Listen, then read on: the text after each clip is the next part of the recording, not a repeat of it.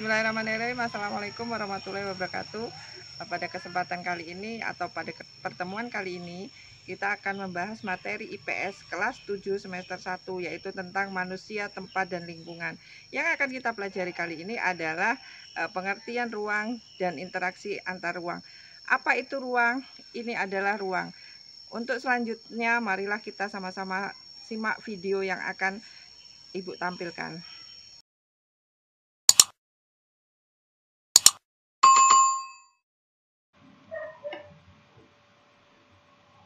Bismillahirrahmanirrahim. Assalamualaikum warahmatullahi wabarakatuh. Pada kesempatan kali ini, marilah kita bahas materi IPS kelas 7 semester ganjil, yaitu tentang manusia, tempat, dan lingkungan. Apa yang akan kita pelajari pada kesempatan kali ini adalah interaksi antar ruang, interaksi antar aspek-aspek yang ada dalam ruang. Kemudian, interaksi antar ruang dapat berupa pergerakan orang atau manusia, pergerakan barang, komunikasi, baik yang terjadi antara individu dengan individu, individu dengan kelompok, maupun kelompok dengan kelompok. Yang keempat adalah interaksi antar ruang dapat berupa gagasan, baik gagasan yang secara spontanitas ataupun gagasan yang sudah direncanakan. Pusat pertumbuhan yaitu suatu wilayah yang berkembang secara pesat, khususnya kegiatan ekonomi, sehingga menjadi pusat pembangunan. Kita masuk pada inti materi kita hari ini, yaitu pengertian ruang. Seperti yang sudah saya singgung di awal pada pengantar video di awal tentang pengertian ruang. Ternyata ruang itu adalah tempat di permukaan bumi, baik yang secara keseluruhan maupun sebagian yang digunakan makhluk hidup untuk tinggal. Ini pengertian dari ruang.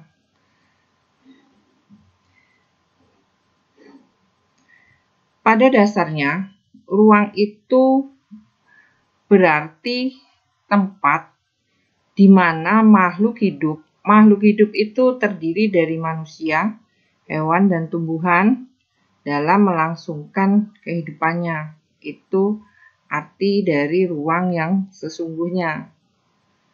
Menurut Undang-Undang Nomor 26 Tahun 2007, ruang adalah wadah yang meliputi ruang darat, ruang laut, ruang udara, termasuk ruang di dalam bumi, sebagai satu kesatuan wilayah tempat manusia dan makhluk hidup melakukan kegiatan dalam memelihara kelangsungan hidupnya. Kita pelajari atau kita bahas tentang interaksi antar ruang. Interaksi antar ruang dapat berupa, yang pertama itu perpindahan atau mobilitas penduduk. Yang kedua, perpindahan arus barang. Yang ketiga, perpindahan arus informasi. Misalnya dari daerah asal menuju daerah tujuan atau dari suatu daerah ke daerah yang lain. Misalnya perpindahan penduduk dari daerah asal menuju daerah tujuan atau dari suatu daerah ke daerah yang lain. Ini interaksi antar ruang dapat berupa perpindahan atau mobilitas penduduk dari daerah asal menuju daerah tujuan atau dari suatu daerah ke daerah yang lain. Semakin besar perpindahan atau arus salah satu di atas menandakan interaksi semakin kuat, demikian sebaliknya. Kita bahas tentang syarat-syarat interaksi antar ruang. Ternyata ada 3 syarat agar interaksi antar ruang itu berjalan dengan lancar. Syarat yang pertama adalah saling melengkapi. Ini ada contoh, misalnya wilayah A itu surplus sayuran. Berarti wilayah A ini mempunyai kelebihan pasokan sayuran.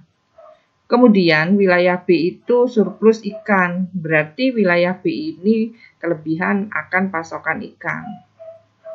Gambar ini menunjukkan alur saling melengkapi. Misal, wilayah A itu membutuhkan akan ikan.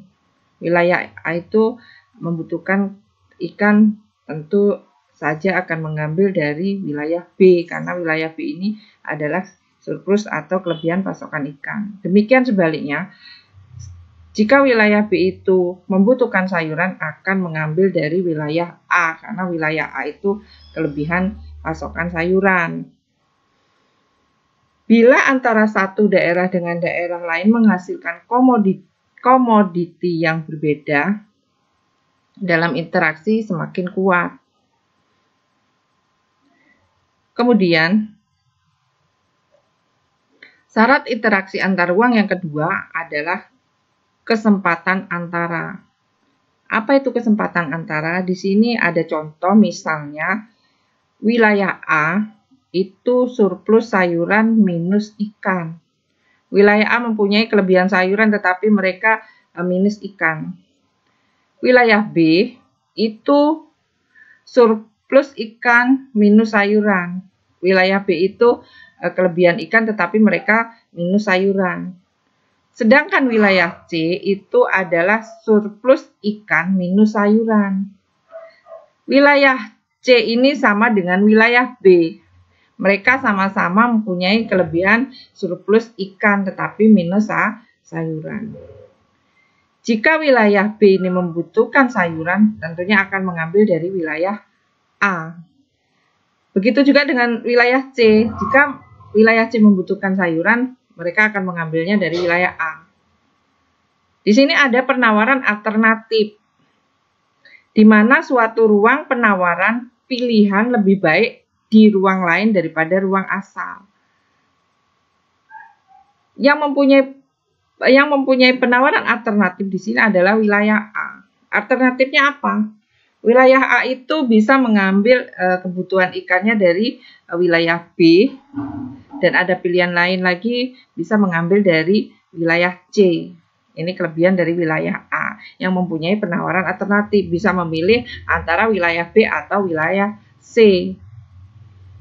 Kalaupun dilihat dari jaraknya mungkin lebih dekat wilayah C, mereka akan mengambil yang lebih dekat.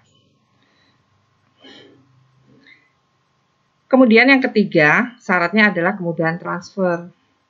Kemudahan transfer ini merupakan kemudahan pemindahan manusia, barang, jasa, gagasan, informasi antara satu wilayah dan wilayah lainnya. Kemudian, apa itu kemudahan transfer? Kemudahan transfer itu dipengaruhi oleh yang pertama jarak antar wilayah. Yang kedua biaya transportasi. Yang ketiga kemudahan dan kelancaran prasarana dan sarana transportasi antar wilayah.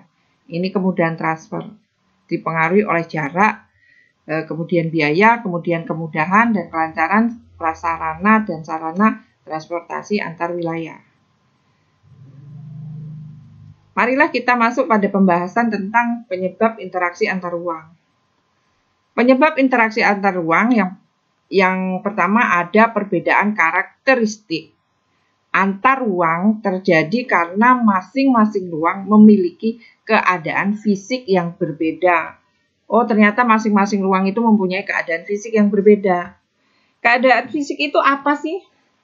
Keadaan fisik adalah kondisi tanah, bebatuan, air, suhu, udara, hewan, tumbuhan, dan lain-lain. Ini yang namanya keadaan fisik. Ternyata dilihat dari kondisi tanah, bebatuan, air, suhu, udara, hewan, tumbuhan, dan lain-lainnya. Penyebab interaksi antar ruang yang kedua adalah perbedaan karakteristik ruang mengakibatkan adanya interaksi antar satu ruang dengan lainnya. Setiap ruang memerlukan ruang lainnya dalam memenuhi kebutuhan hidup. Ini berarti setiap ruang itu memerlukan ruang lain dalam memenuhi kebutuhan hidup. Seperti materi yang sudah Ibu sampaikan, pada materi ini kita akan mempelajari tentang manusia, tempat, dan lingkungan. Kita masuk pada pengertian manusia. Siapa sih manusia itu? Manusia itu adalah kita. Kita inilah manusia. Apa sih sebenarnya manusia itu pengertiannya? Manusia adalah makhluk hidup ciptaan Tuhan dengan segala fungsi dan potensinya yang tunduk kepada aturan hukum alam, mengalami kelahiran, mengalami pertumbuhan, perkembangan, kematian, dan seterusnya, serta terkait dan berinteraksi dengan alam dan lingkungannya dalam sebuah hubungan timbal balik positif maupun negatif. Nah, ini kita sudah sampai pada pengertian lingkungan. Lingkungan adalah segala sesuatu yang ada di sekitar manusia, yang mempengaruhi perkembangan kehidupan manusia baik secara langsung maupun tidak langsung. Itu lingkungan. Kemudian kita pelajari tentang karakteristik lingkungan. Ternyata karakteristik lingkungan itu ada beberapa di sini, yaitu yang pertama karakternya ada tanah, kemudian ada morfologi, kemudian ada vegetasi, kemudian ada hidrologi, kemudian ada cuaca, kemudian ada iklim, ada sumber mineral, ada region.